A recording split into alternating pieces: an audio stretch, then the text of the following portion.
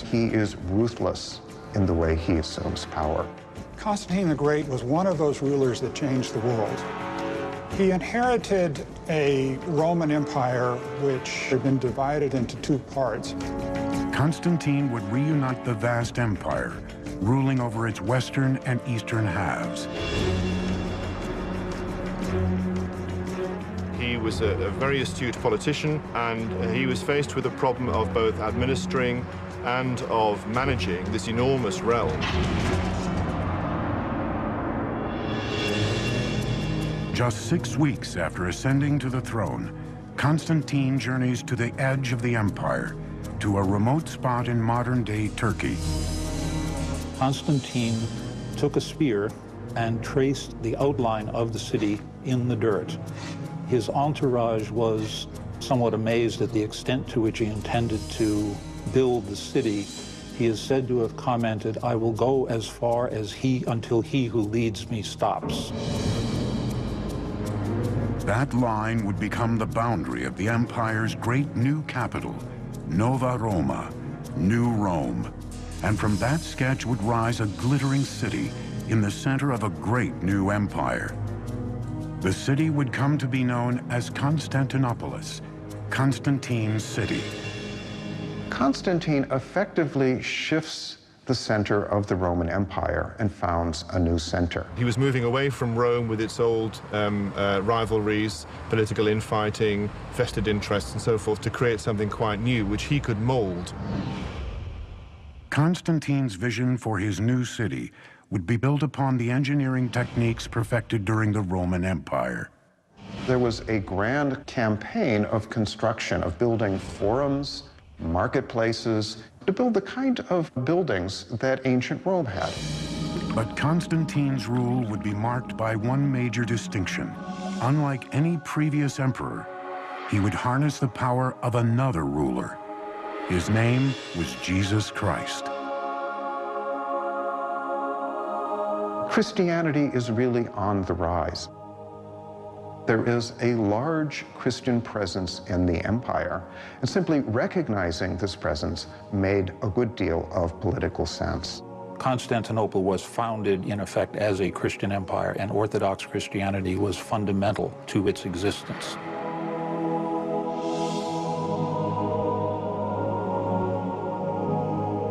Now, we have to remember that even though Constantine was venerated by Christianity, he's still an emperor. In other words, a dictator who's not only killed his son, his stepson, but also his second wife, all on the same trip to Italy. So if the boy wants a city, he's going to get a city and not take no for an answer.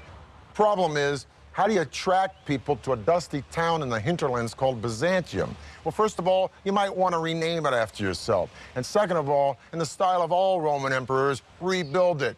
If Constantine could rise out of the grave today and see the success story of Istanbul, population 12 million, 2 million tourists a year, he'd probably faint. Because in 337 AD, when he dies, not only is the city half done, but he's got a big problem. Bulging population, one little provincial aqueduct in a city surrounded by sea. So there's water everywhere, but not a drop to drink. By the mid-4th century, the city was dying of thirst. Constantine's successors would have to develop a water supply far larger than Rome's to keep the city alive. The system they built would be one of the greatest engineering achievements of the ancient world. There were no local water resources within the city walls of Constantinople, and hence water had to be brought from a much greater distance than anywhere else in the classical world and in the Mediterranean. The task fell to an ambitious emperor named Valens, who reigned from 364 to 378 AD. He would carry out an audacious plan to engineer the world's longest aqueduct system. Completed, it would transport spring water a staggering 400 miles, equal in length to all of the Roman Empire's earlier aqueducts combined. The main line would begin 150 miles west of Constantinople, deep in the hinterlands of Thrace. Byzantine engineers would first have to find a way to maintain a consistent downward slope to keep the water moving. There are tunnels underground, there are channels that go along the surface, and there are, where necessary, these great aqueduct bridges. Between the 4th and 6th centuries, the Byzantines built 60 aqueduct bridges. The most impressive would rise nearly 90 feet. Today, it's known as the Kuşun-Lugerme Aqueduct Bridge. Builders first constructed giant stone piers or supports. Once the piers were raised, masons worked on massive arches. Wooden forms held the stones of each arch in place until the keystone could be positioned and the arch completed. Framework was then built on the next tier and the process repeated. Like the Romans, Byzantine masons adorned their bridges with religious carvings. But unlike the Romans, the Byzantines chose Christian, not pagan symbols.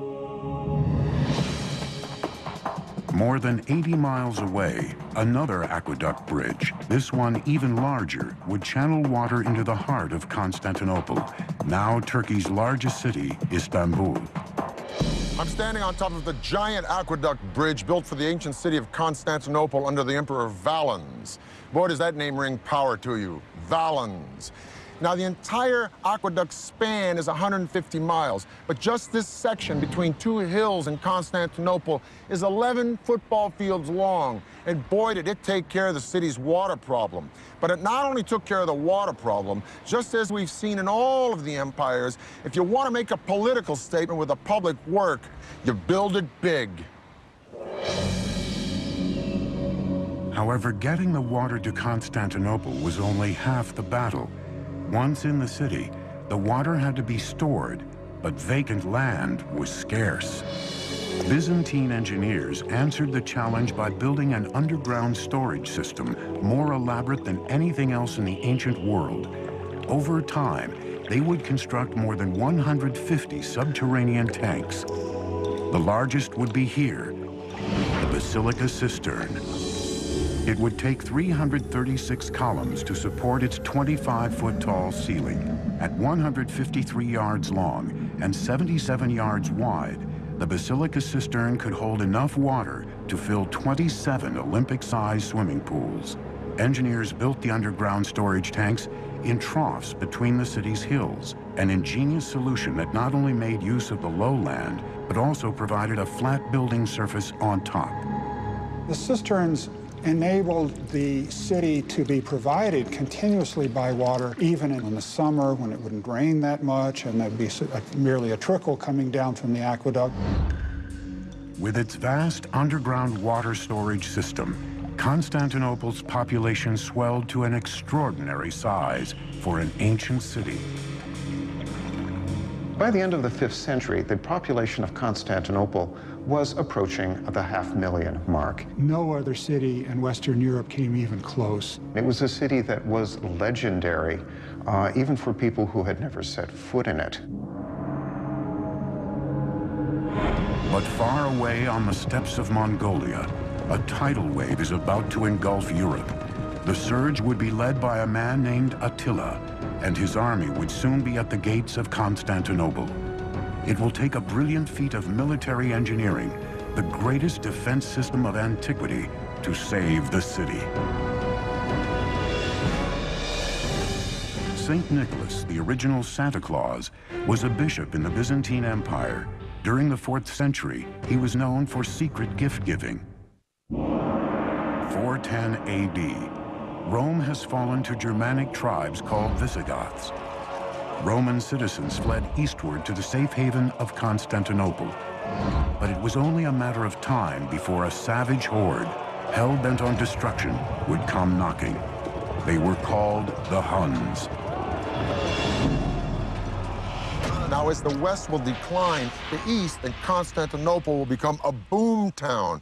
Only burr in the saddle is, the richer Constantinople gets, the more those marauding northern tribes who have been attacking Italy start to look at Constantinople and go,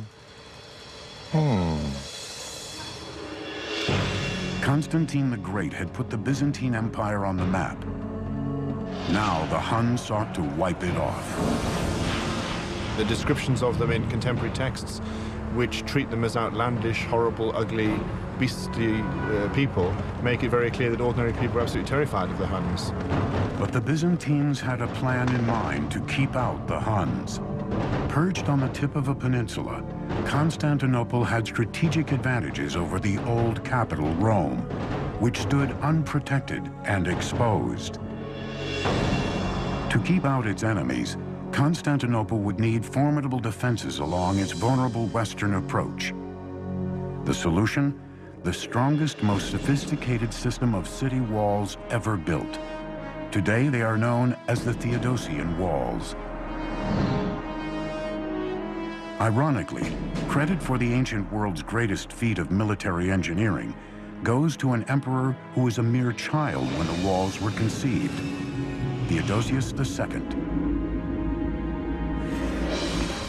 Construction on Constantinople's defenses began when Theodosius was just 12 years old.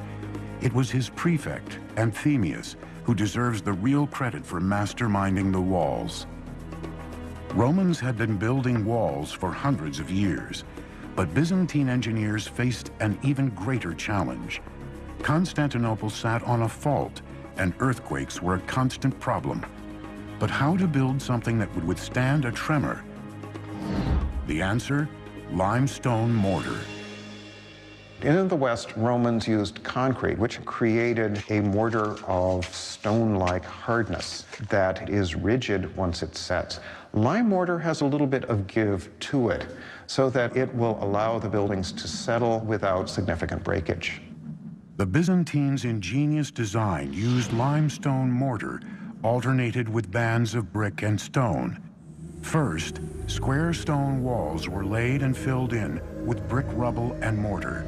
To bind the layers of stone and mortared rubble together, bands of brick 5 courses thick were laid throughout the width of the walls.